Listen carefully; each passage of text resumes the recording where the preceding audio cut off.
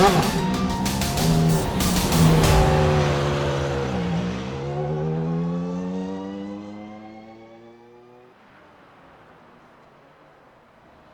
the competition, the racing community is close-knit and friendships are often practically like family. So with the reputation that Mick Claridge has built over the years, his peers, rivals, and cohorts have banded together to give him one last hurrah before he takes off for a break. It's not goodbye forever, mind you, but he will certainly be missed during his time away. So what sort of party do you throw for someone who raced a slew of vintage cars known for being a handful to drive? Well, you toss them all together into a crazy mix of multi-class racing and let the racing gods sort them out. Let's see how this bonkers combination of machines plays out as we get ready to watch the farewell race for Mick Claridge, and you'll see it all live on the Global SimRacing Channel. Hi, I'm Joe Peak, and with me in the booth is Ryan Walker. Behind the scenes is our director, Sean Crackers Ambrose, and he's using cameras provided by Dougie Beard. As you may have noticed by our pictures, today's event takes place on the legendary Circuit de la Sarthe. To prepare us for the race, we have our handy track guide at the ready.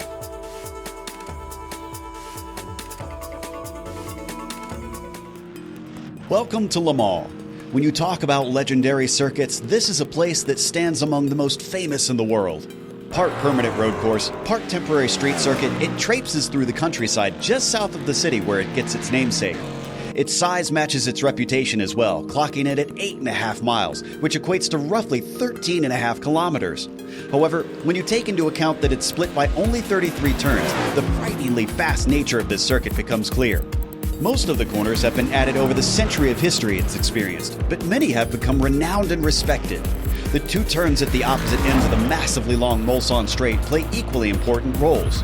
Tertre Rouge requires a great exit in order to not lose massive amounts of time, while Mulsanne Corner takes bravery and precision in order to brake as late as possible and keep opponents from passing you on the way in. There's also hair-raising moments like the tricky entry to Indianapolis, or the close walls along the bridge section in the Porsche curves. To win here, drivers will need a very low downforce setup, a good sense of strategy, and heaps of bravery. The 24 Hours of Le Mans is the crown jewel of endurance racing, which many drivers dream of someday winning and many fans flock to witness in person. Once you've driven the track here on iRacing, it's easy to see why.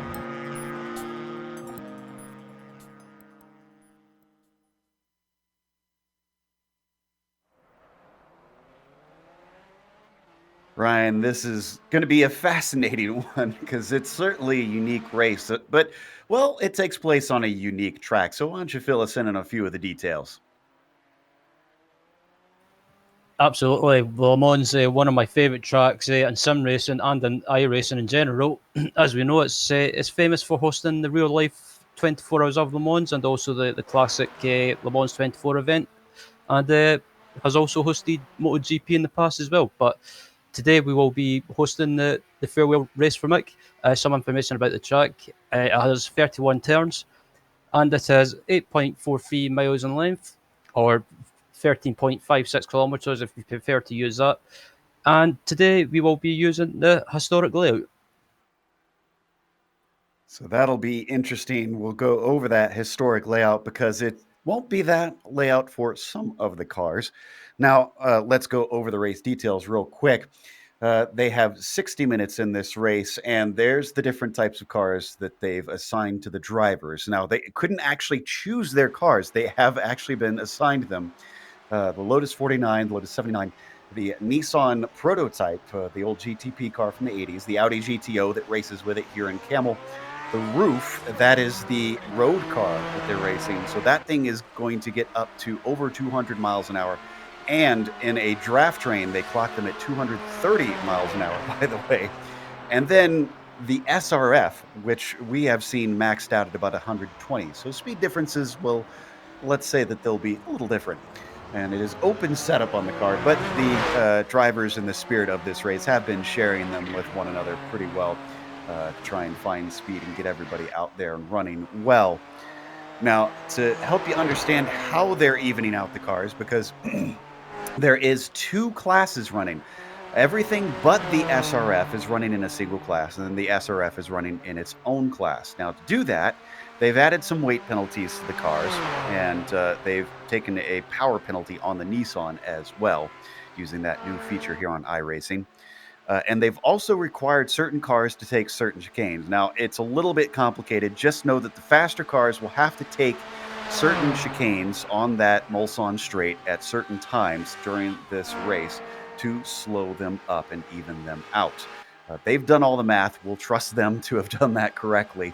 We will try and keep you up to date on who is where in the order, though, and it should be a lot of fun. This is obviously not meant to be taken too seriously, Ryan. I'm looking forward to it, to be honest, because the footage that I've seen and what I've watched in practice, it looks absolutely ridiculous watching the differences in speeds down this Mulsanne. Yeah, absolutely. I'm looking forward to this as well. And some of the footage, like you said, Joe, has been posted on the forum. And I was watching a video of one of the Spec Racer Fords, and just the speed that the Nissans and the Roughs and also the Audis come by is just incredible. So I think it'll make this race interesting. But as you say, it's this race is just for fun, and I'm quite looking forward to watching this and seeing how it pans out. Now, they do have qualifying here, but it's only 10 minutes and it's just about over. In fact, about half the field haven't got a qualifying in. So we'll see exactly how that is going to work out in just a moment as well. They have told us that they are going to have them start at the start-finish line in a single file line. So they're going to split the classes, and they're just going to make sure that everybody is clean off the line so that that isn't too much of a mess. We're seeing Ian Haycox come across, and I think this is the first of our SRFs. No, we had Daniel Sadro, get a time in. Hugh Haycox did not. What did Ian put down? Looks like he is on the pole of the SRFs, actually. So that's a 449 flat for him. Any of the others going to manage to come through? I see Telmo Almiral still out there. David Gaspers, I'm not sure if he'll be able to get a time in. I think he may have just started his lap in time because I know he had a connection problem here in qualifying. So here's Telmo Almiral coming through the last of the lap. And it is, man, even on here from my angle and from the camera views, seeing these other cars go by looks like somebody had a problem here in the Porsche curves, Ryan. The SRFs look like they're standing still, but they're still going 80, 90 miles an hour here through these Porsche curves. Yeah, the SRF might be the slowest car out of these classes, but yeah, they could still give it a boot fall in a straight line. So not terribly slow. Franco Scurry putting himself up into 8th overall. Let's see. Looks like Fabian Gerber, 2nd overall. Very good lap for the number 16 car. Telmo Almiral did come across, and he managed to put himself in 3rd of the SRFs. Clock is just the checkered flag is out, by the way. This is just drivers finishing up their hot laps. There's Vascalampi putting himself into 4th. Dan Mueller also across the line. He managed to get 2 laps in, and he stays in. No, he improves the 13th, it looks like. What about Mick Claridge? His 2nd time. He currently sits in 6th, and he's going to stay in 6th as he does not improve. Yeah, I'm just watching the SRFs at the moment, and I'm watching Daniel Sadler and David Gaspers having a bit of fun, having a bit of a wheel banging match, and yeah, both of them just seem to be having a laugh and some good fun. There's Nicola Kochi. Looks like he did not put a time in. And Colin Coker, who is 19th right now. And this will put him, well, looks like he does not improve, so he'll stay in 19th. Justin Albrecht going to be the next. Down in 12th? No, he hasn't set a time, it looks like. So he needs to get one in if he wants to challenge Fabian, his old rival in the Camel Series. This is certainly a worlds converging. And it's a 3:33.7. That puts him on the pole. He is definitely going to be able to compete. Stefan Schlacher without a time on the qualifying, sadly. And Gaspers with about a minute and a half left, just under 2 minutes left, and he's coming out of Arnage. Is that going to be enough? He's a little bit of ways. We'll have to watch and see. If he does not, I'm seeing it looks like he'll probably be gridded towards the back. We've got 23 drivers who put times in. About 40 of them have signed up. Granted, in the SRF, the Weekend Warriors, Ryan, we've seen him come from the back for a win, except in this case, it'll be a little bit different. Yeah, David Gaspers a few times last season came from the back, and like you said, Joe, he won a few races, but around Le Mans, it might be difficult. So it might be worth keeping an eye on to see how he gets on. As he comes out of the Porsche curves now, less than a minute left. Yep, he's going to make it. He will get to the line here, because all he has to do is go through the Ford chicane as long as he's clean. And I hope that he was going a little bit less than 100% here, trying to make sure this is a clean lap, and he's not going to make it as he spins it out at the end. All right, so that ends our qualifying. Let's go through our starting order. It is going to be Justin Albrecht who starts on the pole with Lars Vatzig in second place. Fabian Gerber starts P3 today. Then you've got Martin Krejcik in fourth. Teemu Vaskilampi, P5 for him. He'll be flanked by Roman Pavlovsky there to the outside, who helped organize this race. Mick Claridge will be starting in seventh, the man of the hour. Ove Trangerade, P8 for him today, with Rob Olenek starting in the ninth position. Then you've got, it looks like they are gridding them by class. So let's start this over again. Ove Trangerade starts on the pole. Philip Lake starts in second day. Franco Scurry in third. Then Michael Morrison, P4. Greg Stefani in fifth. Jamie Fluke in P6. And Theo Schwarre in seventh. Mick Claridge starts eighth today. Ninth goes to Daniel Gattuso and Michel Dudignon in 10th. What's the next 10 looking like, Ryan? Starting in 11th is Benjamin J. Zocco. 12th is Stefan Slacker. 13th is Billy Wright. Starting at 14th, and alongside him is Francisco Stortoni. 15th is Teemu Vaskilampi. 16th is Edward Van Velsen. 17th is Dan Muller. 18th is Bill Tyler. 19th is Steve Sals, and rounding out the 20 is Lars Vetsek. Hopefully I pronounced that right. Then in 21st, it's Roman. I did it again. Roman Pavlovsky started 21st. Rob Olenek in 22nd. Hideki Koivisto, P23 for him, with Colin Coker in 24th. Nicola Kochi will start in P25. Dave Cohen in 26th, and Jasmine Beach in 27th. Justin Albrecht, 28th for him. Fabian Gerber, 29th, and Martin Krejcik in 30th. Starting in 31st is Fabian Jungwolf. 32nd is Jamie Hall. 33rd is Ian Haycox. Daniel Sadler will start alongside him in 34th. 35th will be Telmo Amaral. 36th will be David Gaspers. 37th, Hugh Haycox. And rounding out the grid in 38th is Don Good. So the drivers are now lined up behind the Porsche pace car, just waiting for them to roll off, and we should be good to go. 60 minutes of racing. They will have a pit stop as well to help slow down some of the cars. I believe everything but the SRF will have to make a stop. So the Audi, the Roof, the Lotus 79, the 49, and the Nissan. Hope the Lotus 49 guys have practiced their pit stops, Ryan, because that's not something they've had to do, really. Yeah, I don't think they've had to make a pit stop so far.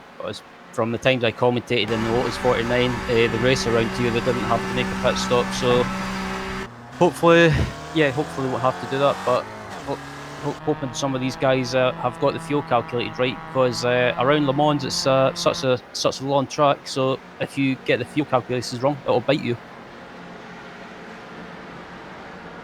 They're just going to have to go through the Porsche curves here.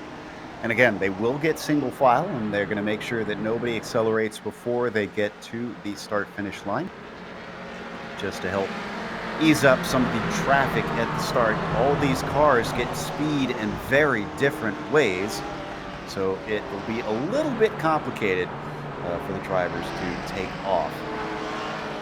The Audi, of course, very quick in a straight line, but a little bit slower in the corners.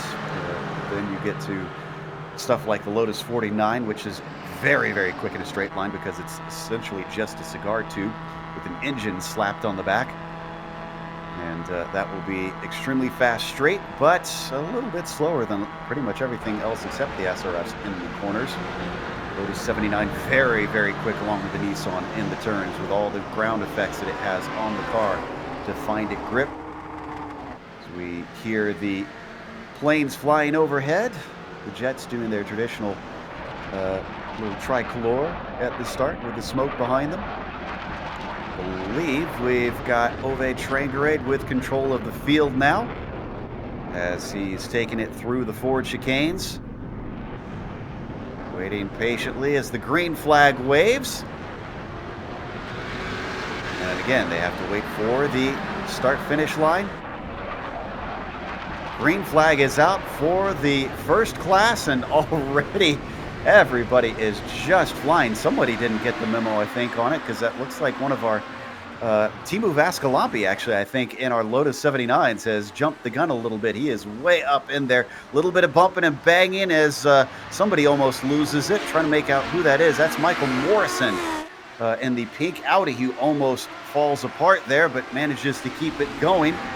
But it looks like, I'm checking to see if we've had any accidents in the first chicane, and so far so good, except for poor Daniel Sadro, seems to have gotten turned around. Yeah, I was just watching them as they came across the line, and it looks like he might have just lost the rear end and unfortunately spun around, but he's managed to get going again. But at the moment, it's Hugh Haycock's leading in the SRS, closely followed by David Gaspers. Up at the front, the very front, it's Phil Lake with Ove Trangerade next to him. But now we're going to see those speed differences. But again, they have to take the chicane at certain times. And they have been given instructions on who is supposed to put their car where.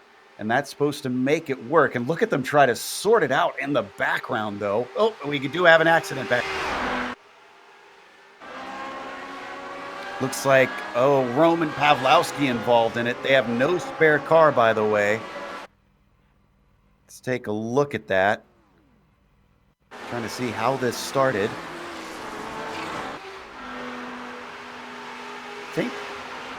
You know what? It looks like Colin Coker unfortunately forgot when he was supposed to take the chicane and where he was supposed to put the car.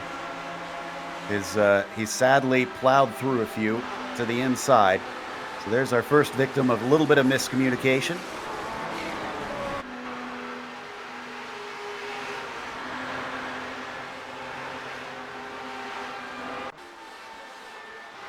We come back live. Mick Claridge is now leading in his roof. Schlocker is chasing in second. Dudignon third. Gattuso in fourth. Phil Lake in his Audi is currently riding in P5. They're going to be overtaken, it looks like, as we got a few cars streaming through. But they are already at the Indianapolis curve scent, have headed up towards Arnage, Ryan. Yeah, I was unfortunate about that incident on the first lap, but yeah, I kind of had a feeling that something like that would happen with everyone being so close together and the different classes as well. But I'm just having a look through the classes at the moment, and the Lotus 49, it's still not the Lotus 49, sorry, the SRF, and it looks like it's Ian Haycock still leading at the moment, but he's being chased down by Hugh Haycock and David Gasper still. Yeah, there we see Hugh Haycock's leading the way. Only one we've lost seems to be Don Good. Sadro obviously has made his way back into the group. Now, they've been instructed to hold to the left side if they have faster cars coming up on them. They will get laps eventually, but for now, at least they have some clear track, Ryan, to try and sort each other out. Absolutely, as Ian Haycock moves back into the lead in front of his son, Hugh Haycock, and It looks like Daniel Sadro has managed to catch him back up. I don't know if these guys slowed up a little bit just to allow him to catch him back up, but if they did, then that's good sportsmanship from them.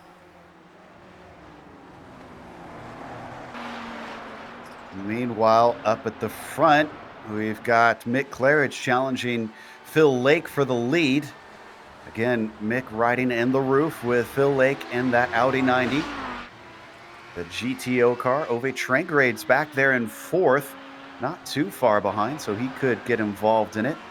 Looks like Phil's managed to get well past Mick here in the Chapel Rundown. And now they exit out towards Tertre Rouge.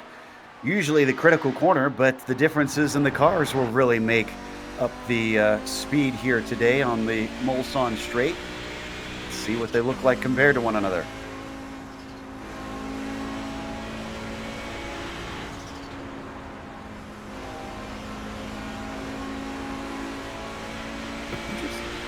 Interesting that Uwe is lifting a little bit here. Not sure why.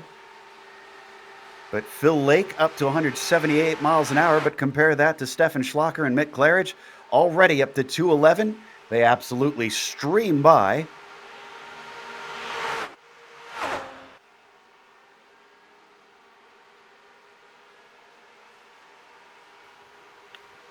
Yeah, it's a good battle between these guys going on at the moment. Yeah, I think these guys know it. They won't want to fight too much because of the long straight and the slipstream, so maybe they're working together to get away from the rest of the pack behind them. And we had another spin in the first chicane on the Mulsanne. I believe that was Nicola Kochi. I'm checking to see if this is a single car incident. Yeah, just a single car incident. So he spun himself out. He got it going once again and didn't hit anything. Absolutely. As I'm just looking through the other classes as well. I'm looking at the Lotus 49 at the moment, and I think that's still. They've got a bit of a traffic jam at the moment. Yeah, this looks like trying to figure out where exactly this is. Is this coming out of the Mulsanne corner? Down in 14th, so we've got Albrecht trying to chase Teemu Vaskilampi. And then behind them, you can see Greg Stefani, Billy Bob right there in his roof, also trying to come through. Boy, the top speed on the roof really allows it to easily overtake cars here along the long straights. As they come into Indianapolis, Michael Morrison now being caught by Albrecht and Vaskilampi as well. Yeah, the roof might be a kind of an old car now, but in a straight line, the car's still got some straight line speed, and what makes it around this track real easy to get by the slower class cars as well. So, as I say, it might be an old car, but it's still really quick. For those worried, seeing a lot of the roofs getting up to the front. Again, they will have to stop in the pit and have to take at least fuel. I don't believe they're taking tires. So that will slow them down and even things out. Lars Vatzig, unfortunately, in his Lotus 49, seems to be off track in the Porsche curves, and I think he maybe have caught the wall a little bit here. Yeah, quite possibly. It looks like he might have just nudged the wall, possibly. Actually, no, he managed to avoid it, so that's good stuff. Yeah, they almost hit it trying to get back going again in the grass. As it looks like Ove Trangrade is taking his stop now. I'm not sure why. Maybe he forgot to fill his fuel. Maybe that's why he slowed down on the straight when we were riding on board. Did not expect pit stops quite this early. And he's taking tires too. Yeah, I'm a bit surprised by that. It's we're only about 12 minutes into this race, I think. So that's very early. So maybe he's trying a different strategy. Maybe try and get out of sequence and not get stuck in traffic. That's a good idea, yeah. With how chaotic it is out here, I guess the more that you can race by yourself, the easier it's going to be as we watch more of the battles here on screen. fanning out to almost 4 wide there. That is Franco Scurry you see in the red machine. Jamie Fluke there in the number 49 of the Audis. Slowing down for the chicane, Rob Olenek and Vascalampi, both making sure that they take it this time through. Yeah, as in the background, some of the cars are starting to take the chicane as well. So, yeah, maybe some people are deciding to use the chicane now that it's spaced out a little bit, and not when it's chaotic, right? Which is not always a bad thing, as one of the roofs is coming up to lap the Audis. Oh, two of the roofs, I should say, are coming up to lap the Audis, and they've just been lapped by a Nissan as well.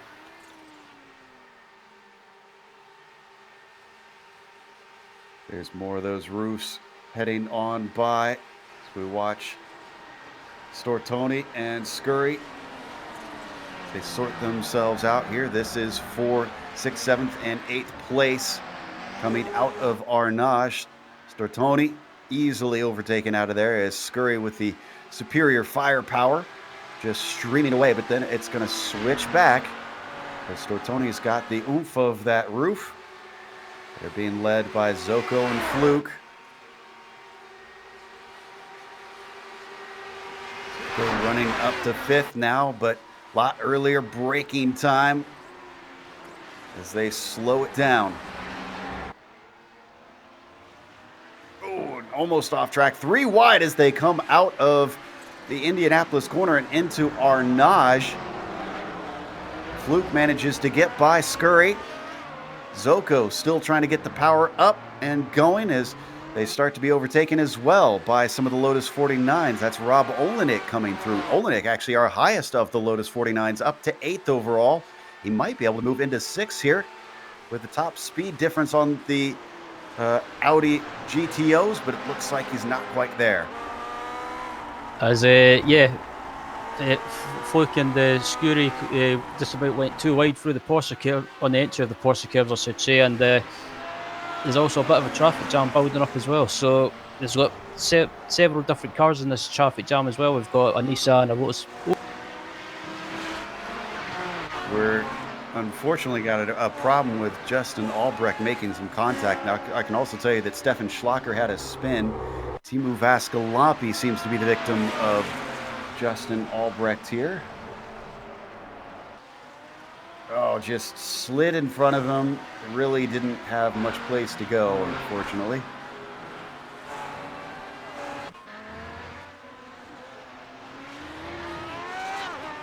So where is Albrecht right now? He's up to 5th place. He's just past Jamie Fluke. Oh, as Fluke almost loses it himself. Coming out of the Dunlop chicane. Manages to catch the car. But big sliding moment out there. Yeah, that was well held by Jamie. It's good to see Jamie out on track today as well. As most people know, he's one of the quickest drivers on the iRacing service, and I think it was last season he took part in the Porsche Super Cup series as well, and managed to finish inside the top 10. So he's one of the as a battle going for P11 with what looks like Benjamin Zocco and Francisco Startone. Yeah, looks like Morrison really has nothing here because Zocco and Stortoni in those roofs just taking off. Yeah, you're right about Fluke. Not only one of the fastest with that black stripe, but even the fastest among the fastest, finishing within the top 10. He still has that black stripe, by the way, on his car. They come up to more traffic now, having to split around them. That's Stefan Schlacker that they go by. Rob Olenek as well. Up to 220 miles an hour, these two right now. Stortoni behind Zocco.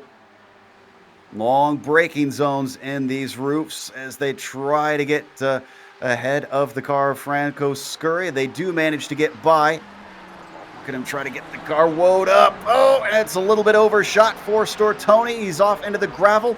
Ooh, side swipe as Scurry gets to the inside of Zocco and just brushes his door.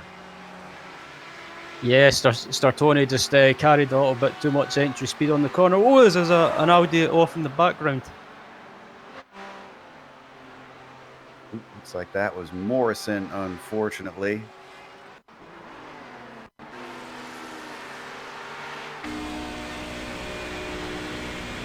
It's not easy getting the car woed up here into the Mulsanne corner, especially without the chicanes, which I believe Morrison did not have to take this lap. Yeah, the Audi is such a, I guess it's kind of a heavy car as well. So it's really hard to get it stopped under braking. And yeah, it looks like he just might have just put too much power down on the exit and just lost it and spun into the inside wall. Doesn't seem like he got too much damage from that as he's still running. He's down in 17th currently. Still having to let a few people by, though. That's Hideki Koivi still in the Lotus 49 coming through. Hideki, a regular in that series. Used to seeing him run that car.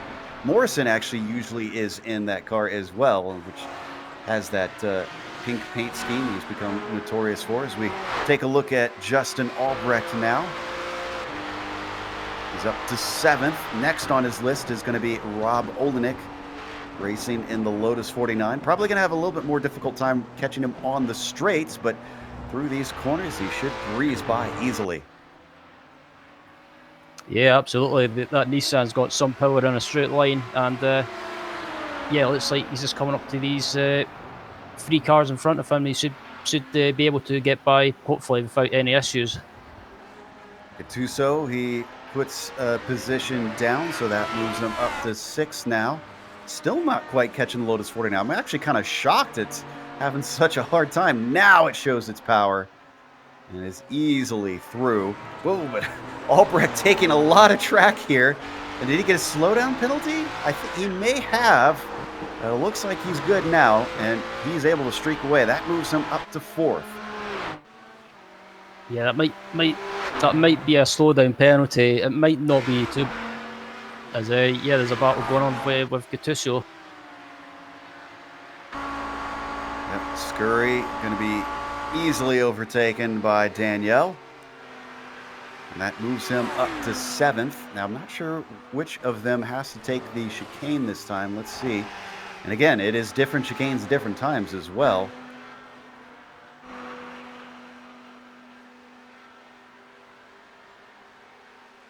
One thing you can count on is that the Lotus 49 has to take the first chicane every lap.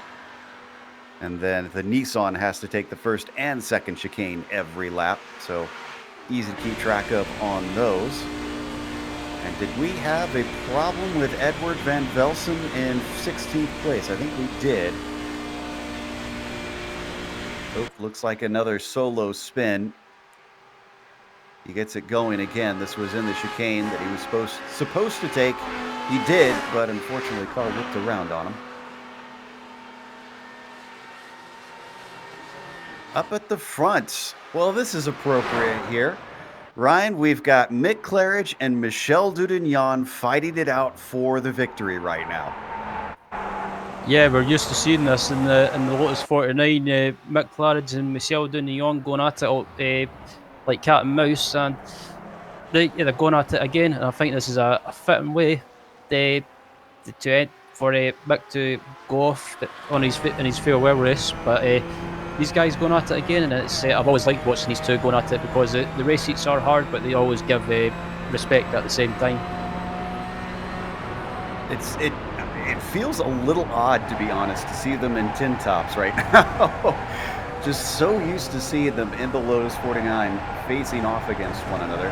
So we ride on board with Mick currently in 2nd. You could see him have quite a slide through Indianapolis, but now they're already into the Porsche curves. I think we had another problem for Stefan Schlacker. I see him falling down the order, and he was halted on my timing and scoring for a bit. Not sure what happened. We'll get to that in a second.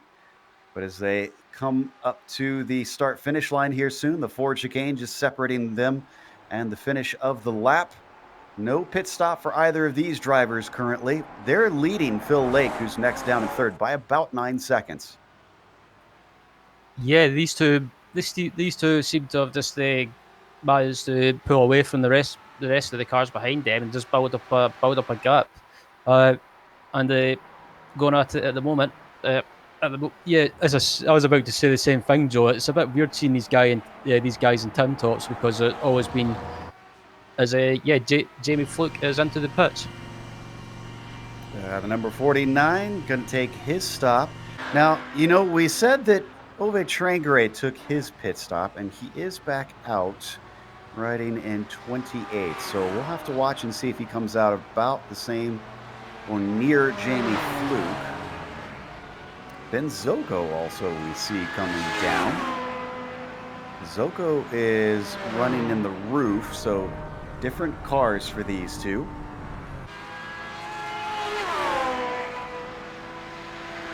See, for Trangrade, it was about a minute 45 cone to cone. And for Fluke, much less on that. So that must have been some damage or something that Ove Trangrade had to get repaired. Fluke is back out and running 18th overall. Ben Zoko returns, and it looks like he'll be in 21st. Yeah, I was watching the Ove's pit stop, and it did look like he might have had some damage, possibly on the front or on the rear. Also, Jamie didn't take tyres, but Ove did take tyres, so maybe that's why Ove's pit stop was a wee bit longer. Back up to the leaders.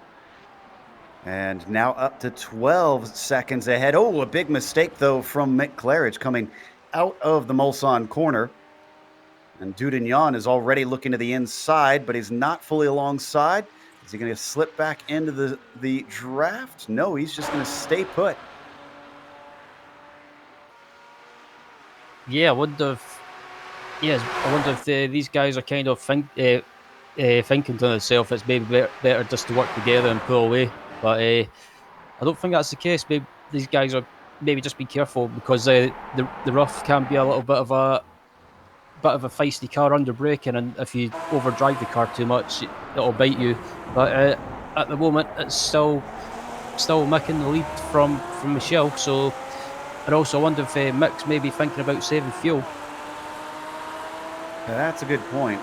I doubt these two are working together, though. If I know them, I think they're just out there having fun. But, one thing we should clarify as we head off to fourth, is it looks like Olenek and Gattuso will be changing positions here, because I think Gattuso and that roof should have an easy time with the Lotus 49.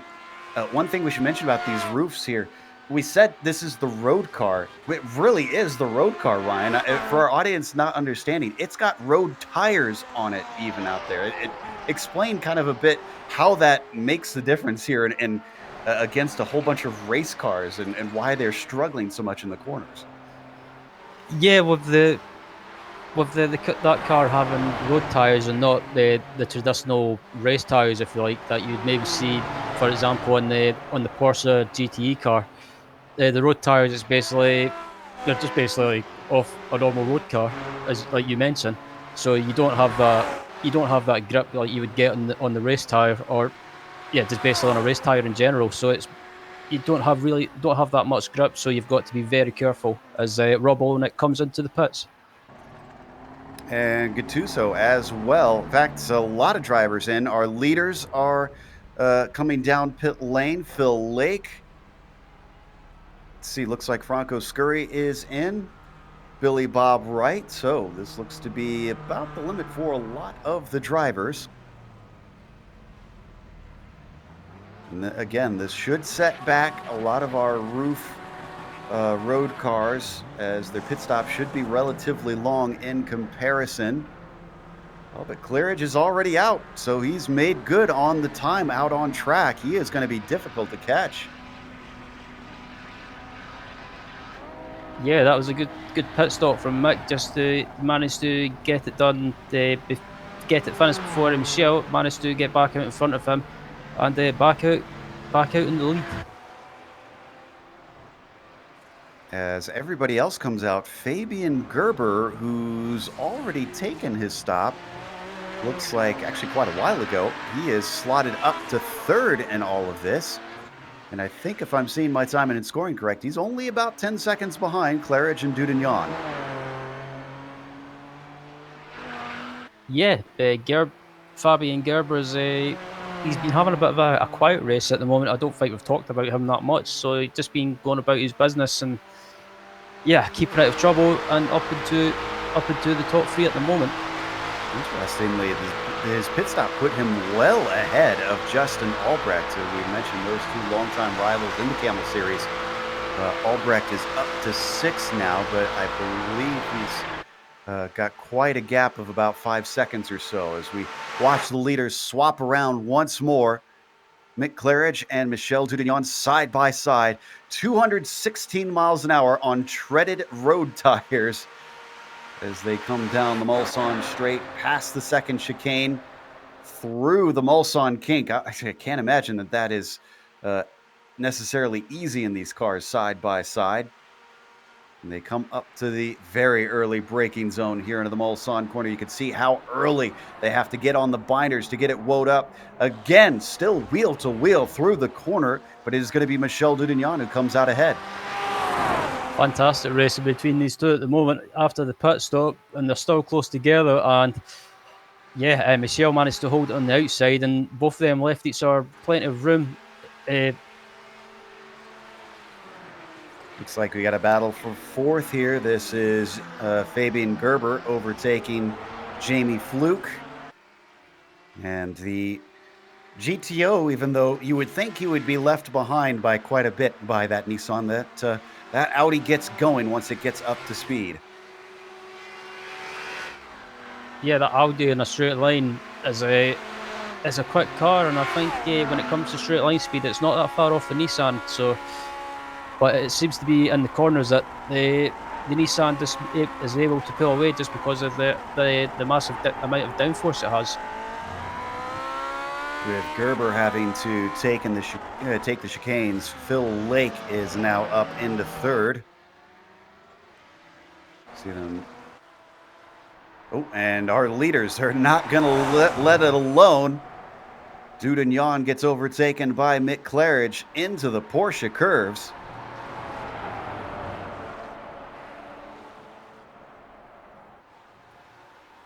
Yeah, that was... Sorry, Joe. I was going to say, out of karting, Claridge looking good here. Kind of wondered, too, how much he's saving the tires and how much they are just essentially... Oh, as he almost cuts the chicane. He takes it very hot into there, trying to get it woed up in time. Somehow he does. An awkward racing line down through the Ford chicanes, and that allows Dudignon to catch back up. Yeah, Mick just carried a little bit too much speed there, I think, and maybe just focusing on the mirror a little bit too much, and instead of just hitting these marks and just carried too much speed on the entry of the Ford chicanes, and just got an awkward line through the corners, but managed to keep the car on track and stay in front of Michel. Fabian Gerber taking a second pit stop. I'm guessing then his first one was not intentional, and he's returned. So... Oh, and I was incorrect earlier.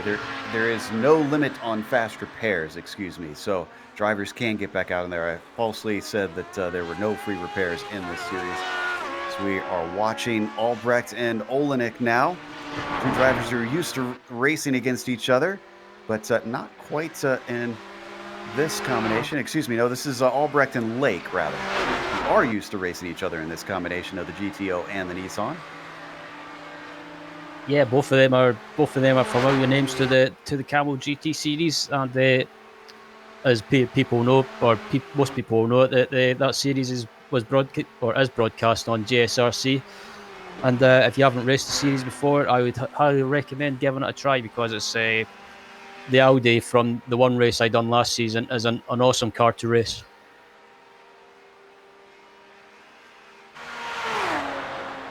Leaders are definitely having fun. I doubt they're working together out here at this point.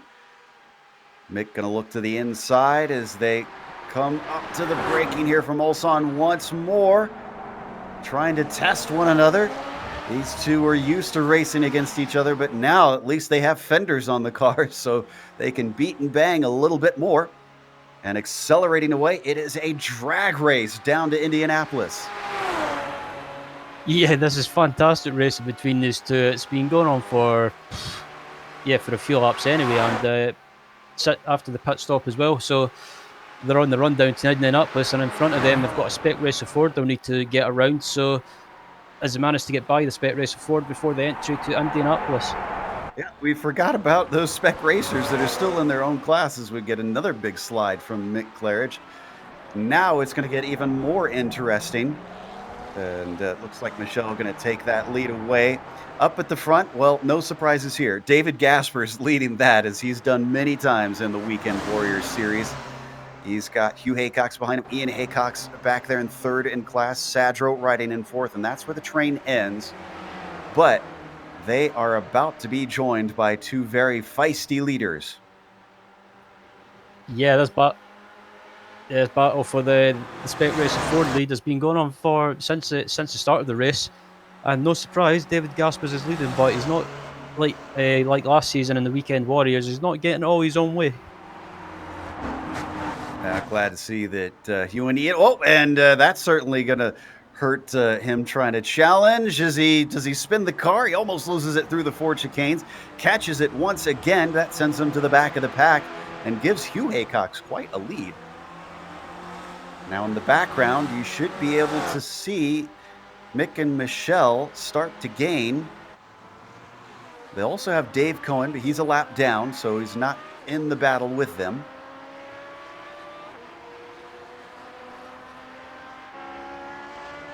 Ooh, a big dive down to the inside on Ian Haycox from David Gaspers. Again, with this being nothing big on the line, drivers can have some fun and make some wild moves like that. Absolutely, that was a brave move by David on Ian Haycox, but he managed to get it stopped and managed to pull it off. And next person in front of him is Daniel Sadro, but Hugh Haycox at the moment has got a little bit of a gap. But with this long straight that they're coming on to, that can easily decrease very rapidly. And Mick Claridge had a spin in the Dunlop chicane. It was on his own, so we don't necessarily need a replay, especially with what's about to happen here. But that is why you see him separated now that they've gotten onto the Mulsanne. Dave Cohen going by. Michel Dudignani's up to 180 miles an hour, past the 127 miles an hour for Daniel Sadro. Mick Claridge going to be even quicker as he catches them later in the straight, 195, 200 miles an hour as Mick Claridge comes upon Ian Haycox at 129. Love these onboard shots. It's just a rocket ship. Yeah, I'm watching Mick's on board as well, and just the speed that they go by this Spec Racer Fords, it just looks like the Spec Racer Fords just look like they're going real slowly, but it's not the case. It's just the massive speed difference between the two cars. Just incredible stuff. You can see them all trying to stay in a single file. They know that now all the action is happening, and making sure that nobody catches them out. They have to catch Hugh Haycox, speaking of which. His gap that he's pulled is about a second and a half, and they're bump drafting between Daniel Sadro and David Gaspers to try to run him down. Yeah, as one of the Nissans comes by them and manages to alert them without any issues, as the Nissan goes up the inside of Hugh Haycox, that might slow Hugh up a little bit and allow these three guys behind him to close him back down. But after that spin from Mick Claridge, he's managed to close the gap back down to Michel Dudillon, but Michel might have just slowed down to allow him to catch back up. Yeah, I'd believe that. And they've got about 14 seconds over Phil Lake, these two. So Phil, another one of those cars in the Audi GTO that does not have to do either of the chicanes. So at this point, they may have well gapped him. It'd be more up to someone like Rob Olenek, who's got a little bit more of a speed comparison down the straights.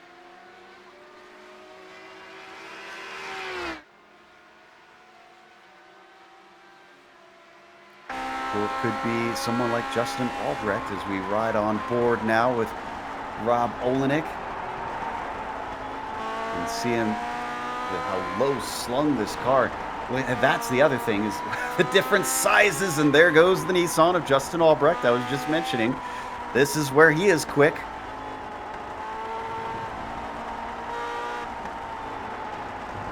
Justin gaining time hand over fist in the curvy bits. He's got it down to 9 seconds up to Claridge and Dudagnon. Yeah, Half now. Sorry. Go ahead. I was just going to say, it just proves that because of the ground effects and also the ground effects that the Nissan has, it generates so much downforce that the Nissan can just easily go around the outside of both these cars in the Porsche curves, as we just seen from Rob Olenek onboard. Yeah, Olenek managed to get by Phil Lake and get himself into fourth, but as we ride on board with Justin, let's see, this is another spot where he's going to start catching down to 3 seconds, but then it's going to change once again once they get onto the Mulsanne. He is tantalizingly close. Oh, here we go. He's going to be able to at least get up into second past Mick Claridge. And Dudagnon a little bit more up the road. Looks like Mick had another mistake that separated him. But again, remember, Albrecht has to take the chicanes every lap. Yep. But I believe even if the Nissan has to take the chicane, you'll still be able to pass, and you should be able to pass Mick. And I believe he'll be able to pass Michel at some point towards the end of the race as well. Now, he does not have as high of a top speed as Mick and Michel. These GTP cars can get up to about 190, whereas you compare that to Mick and Michel doing 220 right now and not having to take a chicane. And Jamie Fluke has caught Phil Lake. Tells you the speed that Jamie has. Phil Lake is usually incredibly quick as they go by the GTP of Justin Albrecht taking those chicanes. Yeah, they have to watch out in the background as well, because Justin Albrecht is coming up behind them as well, and he should be able to get by them. And also they've got Rob Olenek coming up as well. I have to imagine Olenek can have a little bit of a speed advantage in the Lotus 49. Very quick once it gets up to speed. But look at them. Oh, try to sort things out here. So they managed to let Albrecht by, and they still go side by side. Oh, and poor Rob Olenek had no place to go. He wanted to split them, but they were blocking the whole road, and he couldn't use that speed advantage for naught. Oh, as he has to catch it coming through Indianapolis. Car almost gets away from him. Yeah, I bet that was a bit of a scary moment for Rob. That was one of those moments I can only describe it as it's basically a bit, you probably had to tighten his belts and hope for the best. He'll have to loosen his belt to change his pants a little later after a moment like that. Speaking of which, we've got Justin Albrecht backed into the Porsche curves. This is where he's going to shine compared to Claridge and Dudagnon. It started at 14 seconds on his way in. Just to give you an idea, it's already down to 9 seconds, 7 seconds. Just incredible how much faster he is through there. And he's going to come upon traffic. This looks like Steve Sarles in the Lotus 79.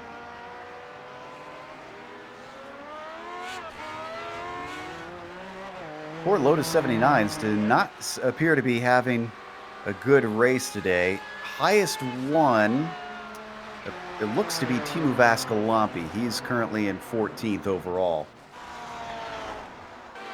But unfortunately, it's been a little bit limited on the research they've been able to do, just because they put one of the new tire models on these Lotus 79s earlier this week, with this being week 13 here on iRacing. And so it kind of made them scramble on adjusting the BOP.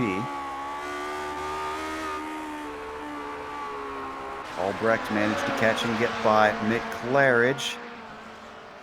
And he's just about got Michel Dudignon. In fact, he is past Michel Dudignon. It does take a bit to get these roofs up to speed, but now that he's going, you can see he's getting the slipstream, and he's going to go right back on by. Yeah, the straight line speed between these two cars is not that massive, so the Nissan seems to have the advantage of downforce in the corners, but as we've just seen right now, Justin Albrecht has had to take the chicane, so that gives the lead back to Michel de Dion, and Mick Claridge back up into second. Rob Olenek falling down to 6th since he also has to take the chicane this time by. That allows Fluke and Lake to get through. Now Lake's still using the toe from Jamie Fluke, so he's able to keep up with him. Now, are they going to get by Justin Albrecht? No, looks like Albrecht has left them behind, even though he's taking the chicane. Fabian Gerber a little bit farther down. Looks like he was overtaken by Billy Bob Wright. Actually, we haven't mentioned that Billy Bob is 3rd of all the roof cars and 7th overall. Not a bad race. Bit of a quiet race for Billy Bob. Yeah, a bit of a, as you say, a bit of a quiet one for Billy Bob Wright. But he's not been involved in any incidents, as far as I'm aware. He's just kept out of trouble and just been going about his business and just been having a sensible race, and he's being rewarded with that by sitting in 3rd place at the moment in the roughs. Sorry, Albrecht almost had a spin coming out of Mulsanne corner a bit ago. Don't need a replay, but that set him back, and considering how tight it's been between himself and Mick and Michel, as we watch Fluke and Lake continue to battle for 4th place, I wonder if this will potentially cost Justin the overall victory here. By the way, our leaders are Hugh Haycox and David Gaspers, still in our SRFs, and those two have pulled away from Ian and Daniel. They are still in their own little world battling down there, but they've been left alone now for the most part by the rest of the field. Yeah, David's managed to close the gap down to Hugh, and he's given Hugh a bit of a bump draft down the straight, so I don't know if these guys are working together or not, or they're just having a little bit of fun. But they've pulled away from Daniel Sadro and Ian Haycox behind, so these guys are just having a bit of fun. But with this slipstream effect, Ian Haycox and Daniel Sadro could close these two back down. Certainly could see them manage to get up there. They're about 3.7 seconds behind, so a little far back, I think, to get the draft at this point. You never know if they get caught by traffic at the wrong place. That, of course, could be an issue. Jamie Fluke in again. So Jamie Fluke's first stop, I think, was not scheduled. That releases, essentially, Phil Lake to race on his own to be the top of the GTO cars.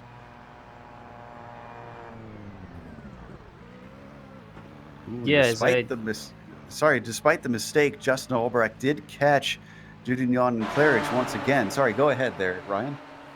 Yeah, I was just going to say, I think maybe Jamie decided to go for instead of trying to risk it and go for a one stop, probably just split it and do 2 stops. Maybe put like half fuel on and then put in half fuel at the second stop again for the finish and take new tyres. I'm not sure that it worked out well because it sent him down to 9th when he was up in 4th earlier. Meanwhile, these are our leaders once again as Albrecht took the chicane. Mick getting up in front of Michel. Going to swap around again, I'm sure, before they get to the end of it as they slipstream once more.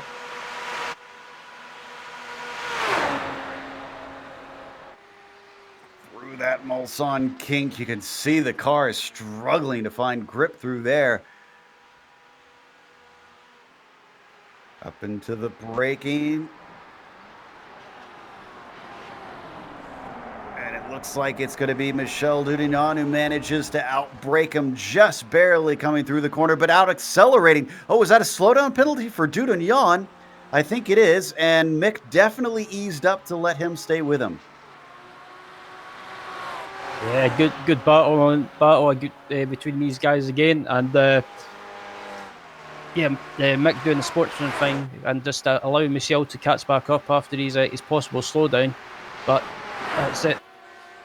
As the battle for P15 is still going on at the moment. This is between Kochi and Tyler. This is old meets new, I guess. Well, old meets older. Bill Tyler's riding in the Lotus 79 and Nicola Kochi riding in the Lotus 49. And there's that straight line difference. You can see the 49 start to pull away before they get into the braking for the first chicane. Bill Tyler should generally be quicker in those chicanes, but it looks like struggling a little bit there. Yeah, I'm not sure what's going on there, but just on board with what looks like Bill Tyler at the moment. It's still a good battle between him and Morrison, and yeah, I think we've had pretty much throughout the whole field. There's always been a battle where everywhere you look, so it's good to see, and everyone, no matter what position they're in, they're getting to have a good battle and have some fun in this fun race. You see Morrison in that traditional violet livery. Oh, and am I seeing correctly? Mick and Michelle are into the pits. I was expecting a single pit stop for the Roos, but I suppose they have to come in for a second one. And so does Justin Albrecht. Interesting.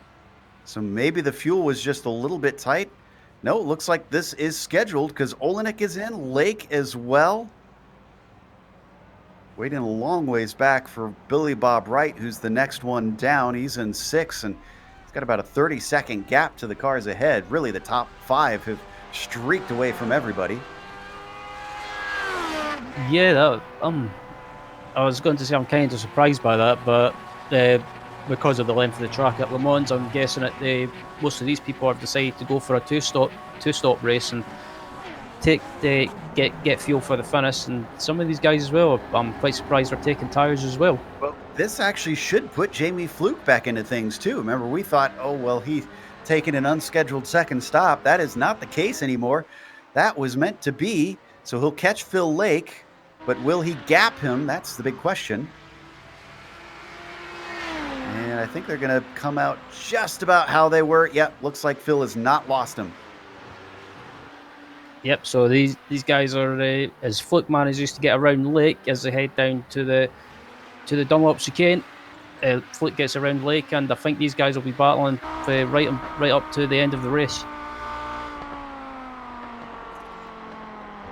Claridge and Dudignon did come out ahead of everybody else. Rob Olenek is looking really good as he's only a second behind Claridge and Dudignon. I wonder if he could pull a slipstream on them, actually. Granted, yeah, he's got to take the chicane. Sorry, go ahead. I was going to say, I'm not sure where Rob came from. Rob's just been having a quiet race. He's been up there, but he's just been kind of quiet, but just going about his business. Yeah, but he blew the chicane there. I hope he didn't get a slowdown penalty. He was oh so close. So that'll set him back a little bit. Meanwhile, Lake and Fluke side by side down the Mulsanne, and the beautiful sight for them is that nobody else is around, so they can go side by side without any interruptions. This has got to be a feather in the cap for Phil Lake, Ryan, to know that he is as quick as one of the World Championship drivers. Yeah, I'm guessing that Phil will be really happy to be battling away with a pro driver like Jamie Fluke. Jamie Fluke, we all know he's really quick in anything that you stick him in, be it an Audi, a Porsche, just anything really. He's just quick whenever he jumps into it. Oh. As Fluke has to go off track to try and avoid Telmo Almiral in his SRF. Thankfully, he's able to keep going.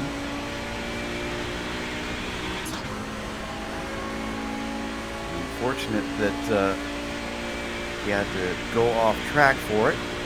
He did not lose the draft of the number 99. Yeah, that was unfortunate for Fluke. Just getting maybe possibly getting caught out by the closing speed of the SRF with it being a slower car, a much slower car. Oh, But he's but managed to close that gap back down to the lake. okay. So I'm not sure what happened here, but we somehow missed that Ian Haycox and Daniel Sadro are now ahead of Hugh Haycox and David Gaspers. So the two pairs that were leading the SRFs have swapped around, and by a big margin, Gaspers 6.5 seconds behind. I am not sure how that happened. Yeah, yeah, I was. Let's let's go and look at that. We've got a replay. Let's find out. Credit to our director managing to spool this one up.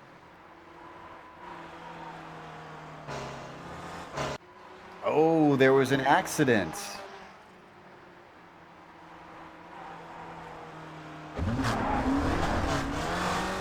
Yeah, just watching the replay to see what happened, and it's Yeah, so Gaspers and Hugh just managed to get into a tussle somehow. We're trying to watch it one more time so we can get a better angle. Looks like we were just before it, unfortunately, but it was out of the Forest S's. Here we go. Oh, and it looks like Gasper spun in front of him.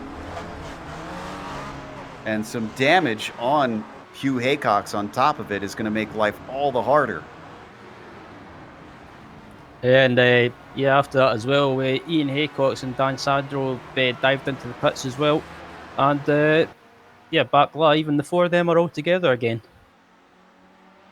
Ooh, Rob Olenek actually is going to get the lead here, at least briefly. Now he's got to make sure and get this chicane a little bit better this time. So he's up ahead of Michel Dudignon. And there you can see brakes and slows to take the chicane as both Mick and Michel continue on the straight line. Yeah, I'm just thinking as well, but I wouldn't rule Michel or Mick taking the win in this race because the amount of times that the Lotus 49s and also the Nissans are having to take the chicane, it's given Michel and Mick a chance to move back into the lead at this later stage of the race. So, yeah, don't rule them out of winning this race, but I think it's going to be real close. And we don't have too many laps left. Still battling for fourth, Lake and Fluke continuing to have fun down the Mulsanne. Past the second chicane, coming up to the braking zone. You talked about the speed difference being very minimal between the GTO and the GTPs. Well, they're doing about 180. Compare that to Albrecht. Actually, Albrecht doing about 180 right now. I thought he'd get up to 190. Wonder if he got some sort of damage. So Fluke's going to come out ahead in that corner. Now we get a chance to look at Justin Albrecht. Not seeing anything on the car right now.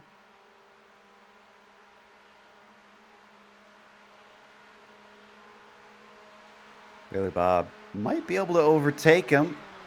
No, not quite up here into Mulsanne corner, but he's going to get wound up as they come off of that turn and down towards Indianapolis. So I wouldn't be surprised if we saw him by Justin Albrecht once they got up to that fast kink to the right at Indianapolis. Yeah, and that straight line speed of that roof as well, and the straight line is just unbelievably fast. I'll say it again, unbelievably fast. So it might be, like I said before, it's maybe a kind of getting to the end of its life in a way, but it's still a really quick car.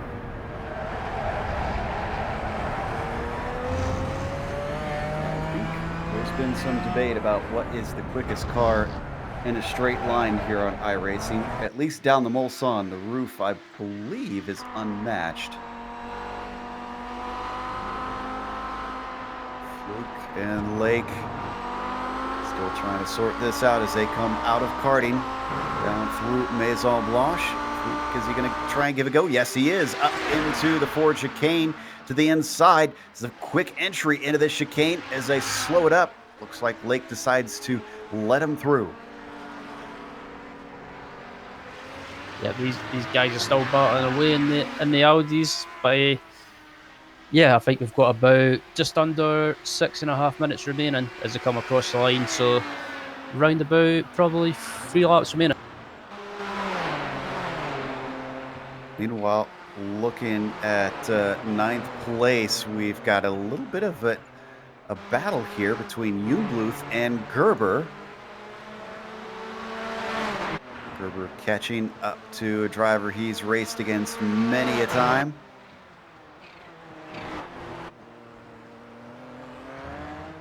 They take it through those 4 chicanes themselves.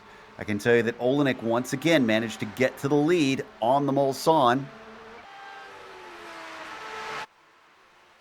He's going to give it right back there. So that's got to be frustrating for Rob here, Ryan, because he knows he can catch them. But if he catches them on the backstretch on the last lap, that's not going to do him any good. He's got to be ahead on the front straight. Absolutely. I think it is frustrating in a way because you know you can get by them as Michelle and Mick are going at it again down the Mulsanne straight, and it's going to be last of the late breakers, I think. But for Rob, it must be frustrating because you know you can pull away, but you've got to take that chicane sometimes. Oh, and Michelle with just a nose ahead, but he's to the outside. Mick managing to just get up beside him and almost shove him off the course. And once again, banging doors as they nearly touch, getting up to speed. It'll be white flag this time by. Yep, and both of them are coming up to Indianapolis. It's going to be who breaks first and who backs out of it. I don't think either or both of these guys want to back out of it, but if you want to make it through, it's go. There was a bit of contact between them, I think. Claridge manages to hold on to it once more, coming up into Arnage, trying to get the car wound up as quick as possible out of here. And you can see how closely they've been racing. Michel Dudillon right on his bumper. Ooh, maybe even bump drafting a little bit there before he pokes his nose out to the inside, coming up to the Porsche curves. He's actually got a nose into here. He's going to try and make the pass as they go side by side. This is going to slow them up a lot through these turns, and that actually will help Rob Olenek, who's still trying to chase them back down. Dudillon scraping the wall coming through bridge. Hopefully he didn't get too much damage from that.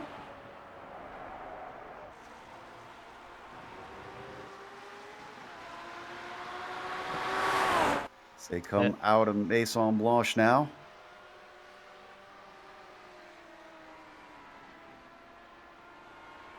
Olenek went from 6 seconds back to now only 3 seconds back.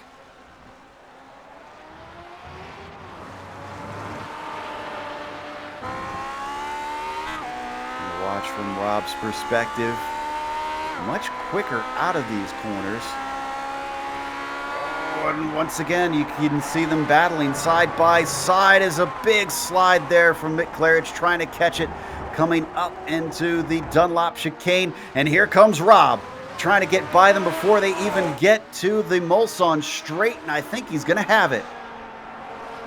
Yep, he's by both of them as they come through the Dunlop places, and yeah, Rob should be able to pull away on the Mulsanne straight possibly, but don't forget I believe he'll have to go through that chicane again.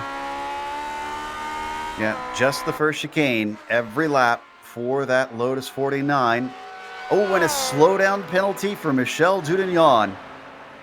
On the last lap, is Mick going to hold up and let them fight, or is he going to go after Rob? Coming up to the chicane soon. Starting to pick up speed. It's about 2 seconds difference. There goes Rob. So Mick gets it back.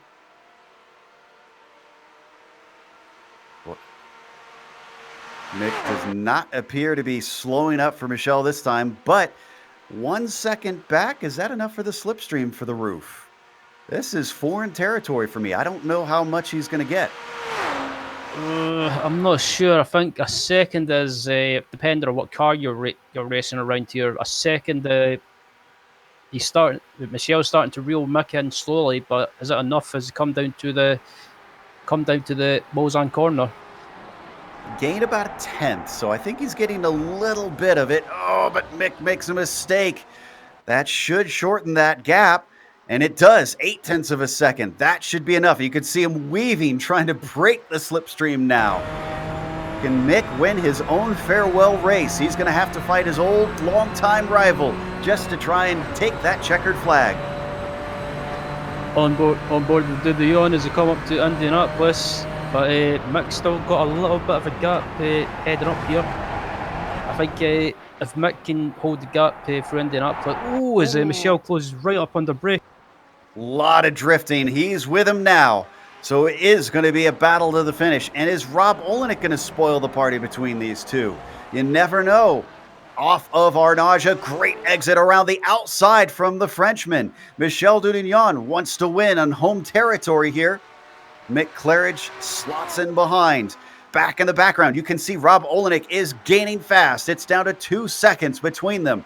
It is going to be very tight.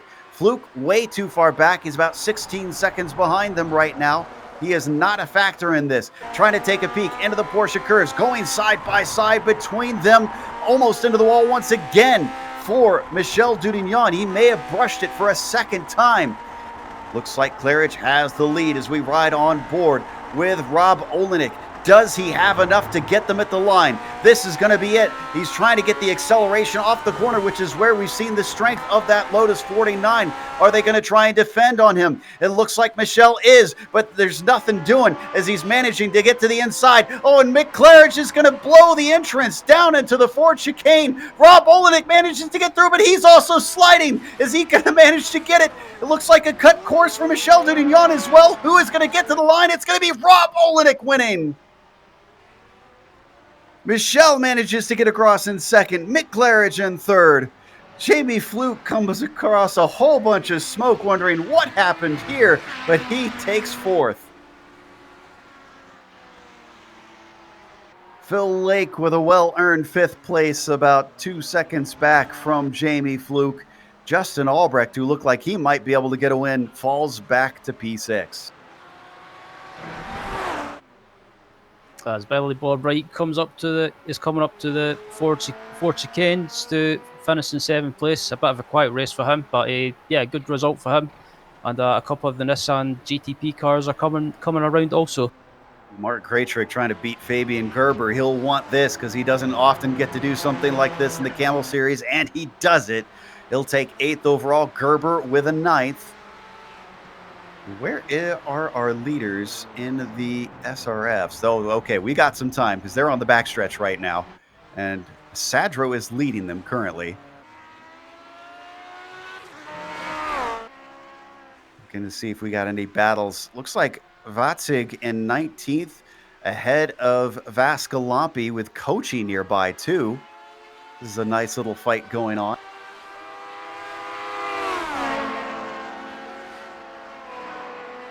Looks like actually 18th overall. Vatzig gets by Vascalampi, using the speed advantage that he's got, but can he hold him back as they get to the twisty bits? Oh, taking a lot of speed through, but managing to get ahead. Vascalampi gets himself back into 18th position. Yep. Yeah, still some battles going on for these positions as well. And yeah, the spec race of Ford is still a long way away, so it'll probably take them some time to come around and complete the final lap. But Vascalampi's got back up into 18th place as they head up to the Porsche curves. And with his advantage over Vatzig, I think Vascalampi's definitely got this position, because this is where the 79 has its most strength. Kochi not able to catch Vatzig, though.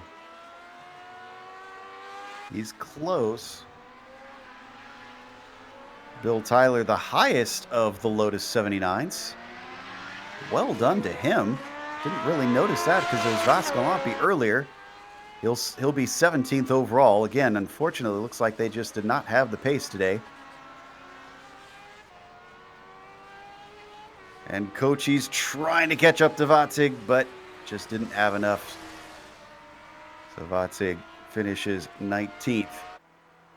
Let's head over to our SRFs. Poor guys did not get much of the screen time today, but for them it was mostly just trundling around in that train. And whoa, Ian Haycox is in the pits right now. So is Hugh Haycox. So they must have already finished their race. Daniel must have been gapped enough that he is going to finish a whole lap ahead of the rest of the SRFs just because of where the rest of the field was. Yeah, that's unbelievable. As Daniel's coming up to the four chicanes, just needs to get through these these two chicanes, and he'll come across the line to win in the SRF class. But I was also wondering about Ian and Hugh if they were struggling on fuel possibly. That is As victory Daniel comes for across. Daniel Sadro as he crosses the line. Probably wishing he could do that over Gaspers and the Weekend Warriors. That is going to be it for our race, but the show is not over. We're going to have the unofficial results as well as driver interviews, including the man himself, Mick Claridge. Stick around for more action here on the Global SimRacing Channel.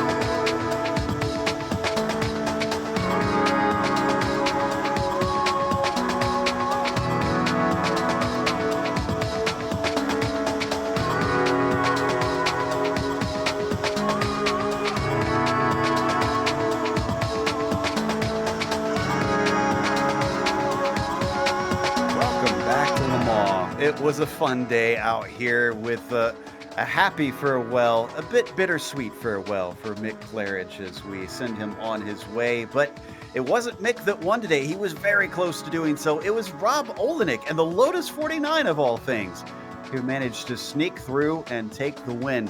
Michel Dudignon finished in second. He and Mick Claridge back to front between them, Mick finishing third.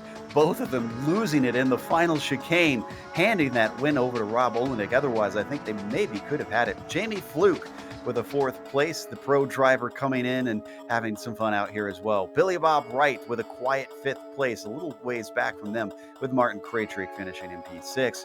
Then you got Fabian Gerber finishing in seventh with Fabian Jungbluth in eighth, and Hideki Koivisto in P9. Ove Trangrade wound up in 10th, even though he was on the pole. Ryan?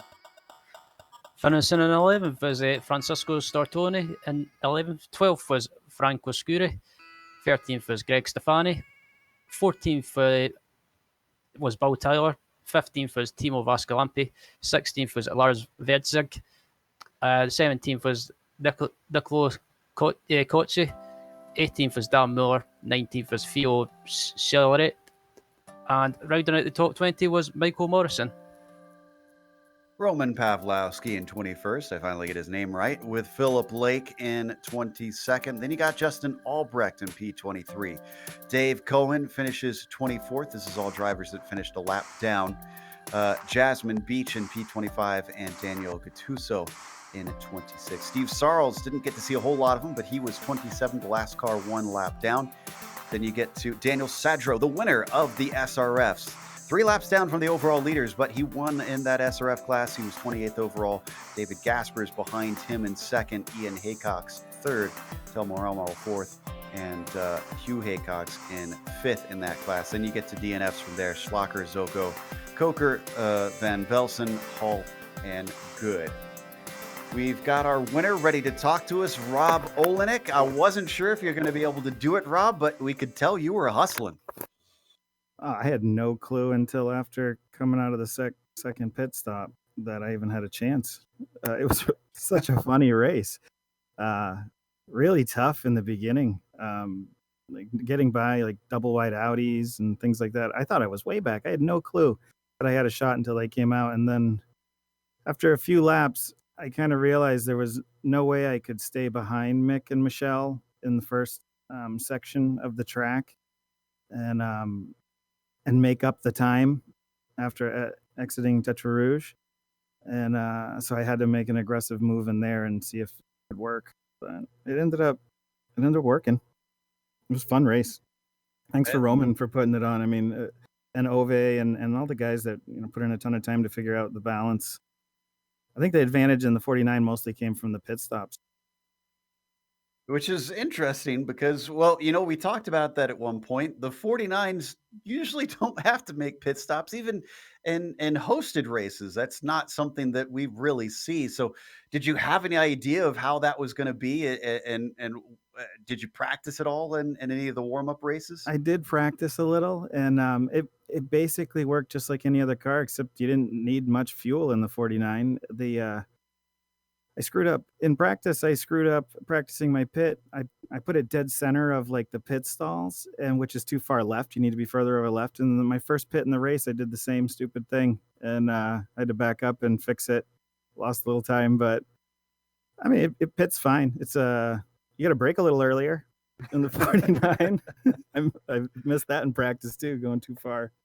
I would not want to be the pit crew holding the little nose jack on that car. That's for sure. Yeah. Well, obviously, we're going to be missing Mick for a few months now. I guess a little bit of pulling back the curtain. We've got Mick right now in the booth. We'll be talking to him in a second. Any farewell words you want to say to him? Yeah, I can't wait for you to be back, and then it's going to be spectacular. I can't wait to watch on Facebook, and he's going to do videos on YouTube.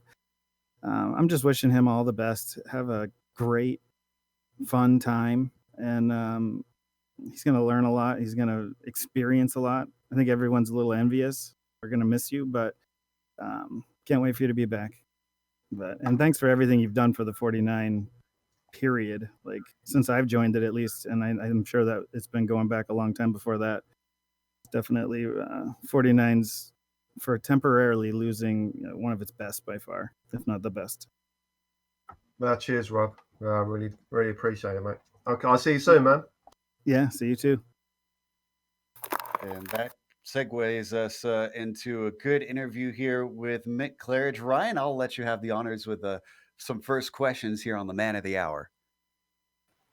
So yeah, Mick, that looked like a fantastic race from your point of view with Michelle for most of that. Me and Joe were enjoying watching that battle. You and Michelle were going side by side for most of the race down the straights. How was it for you? And I guess what a way to go out in style. You know what? There's been so much build up to this race, and there's been so much work trying to get everything right. And at the end of it, it was so weird to me that it came down to me and Michelle in the Porsches being out in front. I just couldn't believe that. I just thought this shouldn't be happening. It was just like it just like felt like a normal 49 season, but in a different car. So it was just bizarre how that happened. I was actually expecting all the other classes to be a lot quicker and be up with us, but I couldn't believe Rob at the end. It was, Michelle, I even had a spin. I don't know if you saw that, but I span out. Michelle waited for me. So there was that. I think we both had a few slowdowns, so we waited for each other here and there because we just wanted to fight, like we normally do. And so then at the end, when we saw, when I saw the 49 coming up, and he was, I knew he'd have to overtake us in certain parts of the lap to still have the position at the end. Obviously we were going to overtake him on the straight, but he still needed to get past us whenever he could, and he did it on the last lap, and he was just ahead of us. I think it was going into onto the long straight. He nailed that area in the first sector, and that really did it, because by the time we got to the end of the lap, it would have been like if I hadn't spun, and I don't even know what Michelle did, but I don't know how Michelle lost it. But yeah, I can't, to see Rob there at the end, and that's what made me spin off, because I knew I was just hammering down to that brake marker, and I just looked to the mirror and I just saw the 49 there, and I thought, oh no. But then I just started thinking, well, perhaps he's got to brake a bit later than me anyway. Earlier than me anyway. I didn't know. I had no idea. The Porsche weighs probably about the same as 349s, but the brake's still probably better. So I didn't know what was going on there. And by the time I'd worked all that out in my head, I was facing the wrong way. I was going to bring on to my next question as well. On the final lap, when you seen Rob coming, what did you think he was going to do? Did you think he was going to not dive bomb it up the inside, but maybe try and get by quickly, so you and Michelle couldn't try and get a chance to try and repass him, or what did you think? Yeah, no, it's a hosted session, and even Roman even put in the on the forum in the notes, for the last sort of 10 minutes, no one's going to be looking, do what you want. So, it's a hosted session, it's not an official race. Rob was going to send it. I knew he was going to send it as hard as he could. So yeah, fair play to him for being able to hold on to it there. I don't even know whether he thought he was going to get it or not, or it was just so bizarre, just with two completely different cars like that on the same part of the track. Good stuff. Well, yeah. Thanks for putting thanks to you and the others for putting this race on, Mick. And before we let you go, I'll throw it over to Joe, who wants to ask a few questions. Cheers, Ryan. Thanks to you in the 49 this season as well. And Mick, I'd say that we go back to racing one another in the 49, but I don't think I was ever quick enough to actually race against you in the 49. You were always way ahead. So we go back a long time, and obviously we'll still be in contact, but I'll concur with the others that we'll miss you. It was a joy having you in the booth as well, here in the Lotus 49 and getting to call with you. But we keep talking about, well, you're taking off. Well, let's talk about what exactly you're doing. You are on a bike ride across the U.S. Tell us about the plans here. Yeah, well, basically, it's I've done two London to Rome rides, and with the same guys. When we've done that over the last 5 years, So it was just like a natural progression. What should we do next, sort of thing, you know? So we wanted to do a lot bigger, you know, something that we haven't done in a completely different part of the world. So we just started looking online, and Mike Carney, one of the guys that's organising it, come up with, you know, let's try and ride across the States, you know. So we was just blown away when we heard about it, you know. So it's all falling into place. We're leaving Seattle in mid-June. We're going to ride down to Portland, and then we're going to turn left, and we're going to go across the whole of the States. And it's going to be, I mean, it sounds daunting anyway, but when you listen to the numbers, I mean, we're not professional cyclists, Joe. Far from it, you know. Honestly, far from it. But we've got to do 100 miles a day. We've got to average 100 miles a day on that ride, and there's over 200 feet of climbing as well involved in the whole ride, you know. So it's going to be a hard ride, you know. We're all going to be on our limit doing it. Obviously, we got to get over mountains and stuff and all the rest of it. Whatever's going to happen, you know, the weather or whatever, anything, you know, is thrown at us, we've still got to do the 100 miles a day to get it done. So we hope to meet a couple of guys along the way. You know, I want to meet Bruce Snelson in Seattle, and then we're going to go across and try and meet Gary Teal, and then we're going to head north from Gary, who lives in Virginia, and then we're going to get to end up really in Boston. So the ride doesn't end when we get to the east coast. We still have to travel north all the way up to Boston, which is another couple of 100 miles we've stuck on there. So it's like I say, it's going to be a hell of a ride. Can I just mention there's 3 charities we're doing this for? Please do. Yeah, the first one is a local school in this area. So I know the guys in that area are probably watching this broadcast. So hello to them. There's quite a few of those guys. There's a school in Gerrards Cross, which is out of northwest London, and it's called St Joseph's Parish School. We're trying to raise money to just upkeep the school. Needs a bit of work doing to it. So there's the first charity. The second one is Water Aid, which is a global charity, as many people know. And the third charity we're doing it for is called Adventure American Cycling. And basically what it is, it's a charity, obviously in America, that concentrates on, it's a non-profit organization, first of all, and it concentrates on just bringing awareness of cycling over in the States and making it safer. So cycle paths and all other stuff, you know, involved in making cycling more aware, and bringing it further up, you know. So that's the 3 charities we chose to do this ride. So there's a Facebook page called Coast to Coast. If you're interested in giving anything to the charities, just check that out. Or if any of the iRaces are, just PM me and I can send them to the right location for that. And so that's it, Joe. So but I'll tell you about the other ride in a minute if you want.